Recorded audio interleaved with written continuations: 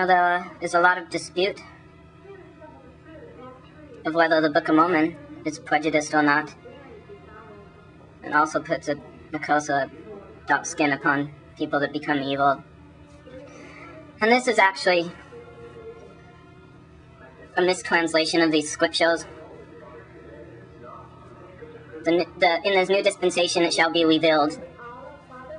I'd like to say that the Lamanites do kind of represent the whole gamut of indigenous people, islanders, South American, North American indigenous peoples that have lived upon these continents for a long time, and the remnants of certain tribes that were interracial at one time in the Americas and go clear back to the fall of Babylon.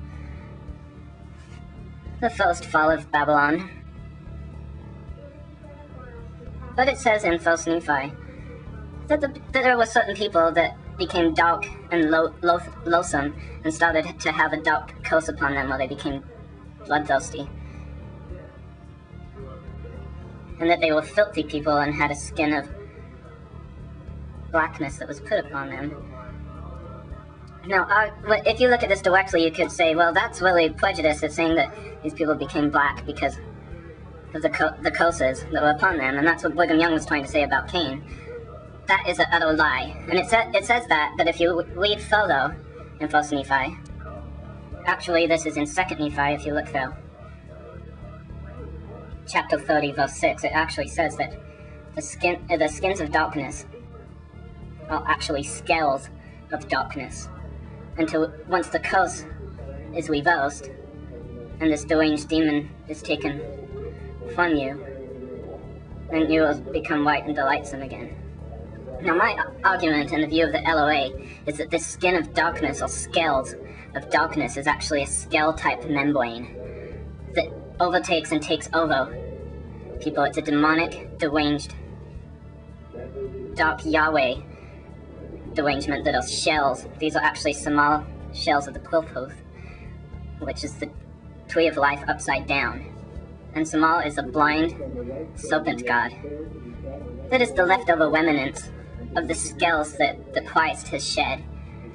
These scales represent the lizard mind, or the reptilian derangement. And I've seen a lot of internet sites throughout the years, even back in the 90s, that talked about Brigham Young being part of the reptilian alien race, and the race of the reptilians, and the lizard mindset.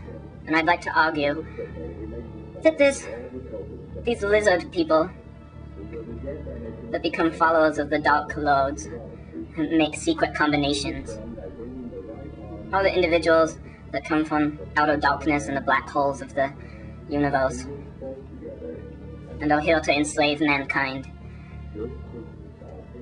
But that is why Quetzalcoatl, better known by the Mayans and the Aztecs and by many names throughout the indigenous peoples, is the resurrected God. Moses knew of him. This is known as, in the voodoo pantheon, as Damballa and Adawito, the double twin serpent. And once it is resurrected and sheds the scales, as talked about in 2 Nephi, then you will become resurrected. These are Gnostic doctrines, okay? And this is for everyone. This is represented to everyone. Another example that the LDS has dropped out of their first vision account of Joseph Smith is that when he went in to the sacred grove to pray and ask God which church was the true church, and before God appeared, which we of the LOA believe was the twin god Quetzalcoatl, he was overtaken by darkness, by a suffocating darkness, that upon thinking that he was going to be utterly destroyed by this being, Quetzalcoatl appeared. And I'd like to argue that for each and every person needs to be able to know and see and shed this dark side of them. And I'm not talking about a skin color here. Give me a freaking break. We are not prejudiced like Brigham Young was. We are not a prejudiced Mormons or organizations, and never have been. And I personally am not prejudiced because I am of the race of the babies.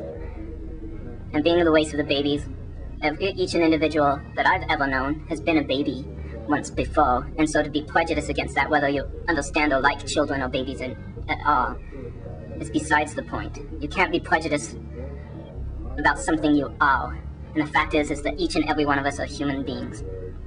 And in the name of our prophet, Uncle Al, and his higher holy guardian angel and higher self, every man, woman, and child is a star. And I say this in the name of the morning stars, the great and glorious Amen.